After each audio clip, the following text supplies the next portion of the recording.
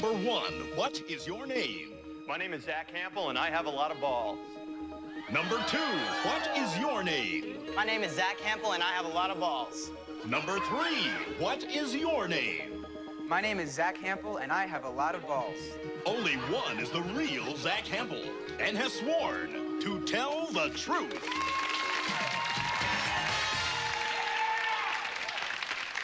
Uh-oh. We're in a lot of trouble here. Welcome back to Tell the Truth. Panelists, please open the affidavits in front of you. Follow along with me as I read the sworn testimony of Zack Hample. I, Zack Hample, am a baseball snagger. Having retrieved over 1,600 Major League baseballs, I put my top 100 techniques in my new book. Starting at the age of 12, I set out to snag balls in every Major League stadium across the country. I'm doing so by using everything from foreign languages to wearing the right clothes and properly positioning myself to ensure success. I average 6 balls a game. And when all else fails, I resort to my secret weapon, which consists of a glove, some string, a magic marker, and a rubber band. While I have my favorite balls, including one from Mark McGwire, I am still 8 stadiums short of reaching my field of dreams. Signed, Zack Hample. All right, panel and audience, all 3 of our young men here claim to be the real baseball boy. Which one is it? Well, Meshack Taylor's going to start the questioning to find out. Thank you, John. Number 1, name me 2 stadiums that you haven't caught a ball in. The new stadium in San Francisco and the new stadium in Seattle. How about you, number 2? San Diego and San Francisco. And you, number 3? In Colorado and Kansas City. Okay, number 3, who makes Major League Baseballs? What company? Rawlings. Number 2? Rawlings. Okay, number 1, what kind of glove do you use? What brand? Mizuno. I'm sorry? Mizuno? Okay. Number 1, the first ball that you caught? Yes. The first ball, where was it and what player hit it? It wasn't hit. It was given to me after batting practice at Shea Stadium in New York. Okay, that's kind of cheating, isn't it? Don't be so accusatory. He's a youngster. Paul, on to you. My 2-year-old foster son took a basketball in the head at a Sparks game, and we didn't get to keep it. Number 2, explain the secret weapon. The secret weapon is a baseball glove with a rubber band tied around the fingertips with a string so that I can lower it down to balls that I cannot reach. It picks the ball up so I can get the ball that's too out of reach. Number 3, what's the proper technique? Where would you position yourself for success? The outfields are usually a good spot before the game. Before the game? Yeah, in batting practice, a lot of balls go into the outfield. Oh, I see. Number 1, where do you put these balls? I keep them in my room. Some of them are in file cabinets. Others are in large recycling bins. All right, questioning continues with Alan Reach. Number 1, I'll follow up. Where do you position yourself to get these? It depends. Before the game, during batting practice, obviously in the outfield, because that's a lot of players hit home runs because the pitchers are slow, because the pitches are slower. But during the game, you know, by the foul pole, along the foul pole Number line. 2, are you always in the stadium when you get these balls? Yes, most of the time. Number 3, how much is that Mark McGwire ball worth? That's not worth very much because it was a practice ball. Number 1, same question. It's not worth very much because it was given to me during a batting Number practice. 2, did you ever go to where the Red Sox play? Oh, all right. Tracy Bingham, on to you. I'm from Boston. I know the Red Sox. Okay. Anyway, number 1, is this secret weapon glove of yours, is this patent? No, it is not. Okay. Number 2, how did you catch your first ball? It was given to me by a player. Oh, caught. Oh, he was thrown to me. Okay. So, okay, number 3, was this given to you, this ball, or did you catch this ball? The first ball? Your very first ball. All right. Bell is sounded. Time is up.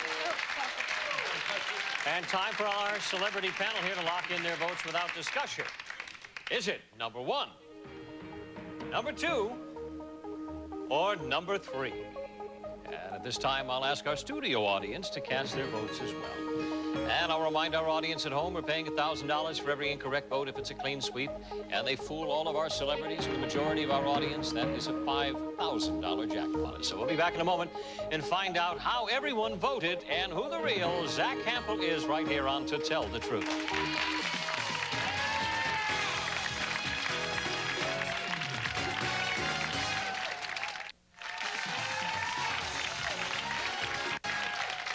Welcome back to Tell the Truth. One of our challengers is the real baseball boy, Zack Hample. Meshach, we're going to start with you. For whom did you vote? John, this is a really tough one. I really didn't have much to go on at all. So I just looked at the three of them and I just said, now, which one of these guys looks like he would be sitting around playing with his balls all the time? And I thought number 3 is the one. Number 3, all right. Paula? In a highly unusual, irregular bending of the rules, I'm going to continue the questioning. Number 1. I have no idea. I think that the balls should be left there at the field. It's number 1. Alan, for whom did you vote? I've been fooled too many times, but number 1 looks like a Zack Hample, and he looks like he could be obsessed with amassing a huge fortune of baseballs, and I went with number 1. All right. Tracy, you thought long and hard. Who gets your nod? It was very tough, but I'm going to go with 3. Don't know why, I just am. Open placard there for number 2 right now. Let's find out how our audience voted. Oh, rather overwhelmingly there for number 1. All right. 3 votes for number 1, 2 votes for number 3. It's time now to find out which one of our players here is the real baseball boy. So will the real Zack Hample please stand up? All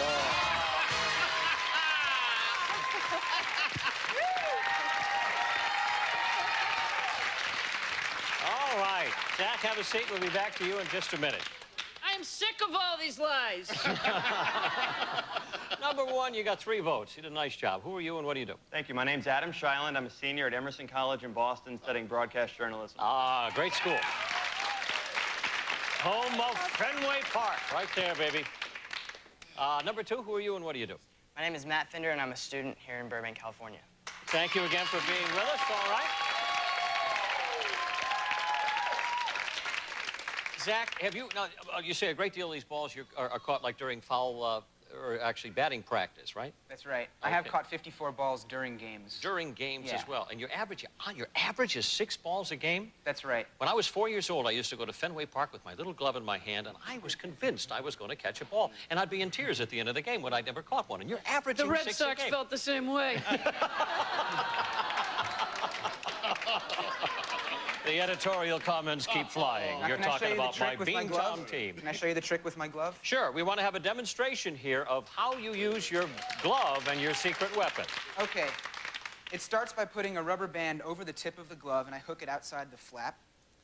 And I put a magic marker inside the glove to prop it open. And of course, this trick wouldn't work if I didn't have some string, which I normally keep hidden in the palm of my glove. And here's the fun part.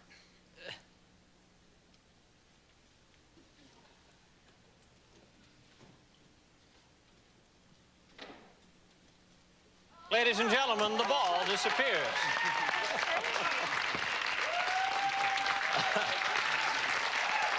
I'll tell you, not since David Copperfield have I been that impressed with a trick. Well, anyway, you ended up with 3 incorrect votes.